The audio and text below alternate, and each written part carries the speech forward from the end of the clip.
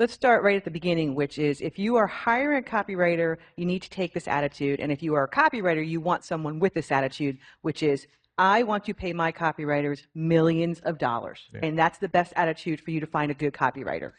Okay? The second thing you want to do is you want to get a copywriter who understands that there are 3 key components to every single marketing campaign: copy, list, and offer.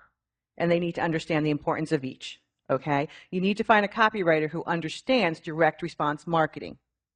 You need to find a copywriter who knows the results of their last job. I have had so many people coming up to me saying, I want to write for you. And I would say, tell me about what you've done. Oh, I wrote for this and this. And I'd say, how was it? How did it do? Oh, I don't know. So if they're not following up on how their last job did, you don't want that copywriter. Okay? So you want to know how your last job did. You also want a copywriter who is going to ask for royalties. It doesn't mean at the very beginning you're going to get them or you're going to pay them, but you need to know that they think they're worth royalties.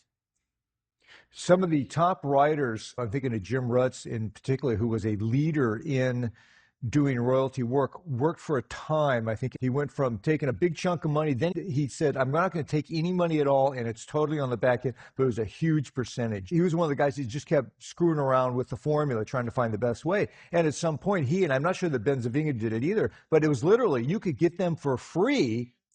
You were going to pay a lot on the back end, but of course, then you had to have the juice to be able to mail a lot or to be able to make it worthwhile. So you can actually get top talent for very little money if you are a player. If they know that you have that capability. Right. When I went to Weiss, Clayton was working at Weiss, they couldn't mail more than 10,000 pieces a month. Because they didn't have the list, they didn't have the resources. Have the list. Right. So when I got there, we started mailing 1 million a month, 2 million, 3 million pieces a month. So the copy was there before, but copywriters who understand the importance of lists are the best copywriters that you could work with. So you really need to understand those. For me, the other thing is when I hire a copywriter and they show me samples, we've gone through this. We know how much a client can change a package. So when I'm hiring a newbie copywriter, I ask them to write me a letter convincing me to see a movie or read a book that they just saw or read. Because I want to see how persuasive they are on their own without my input or the input of the organization.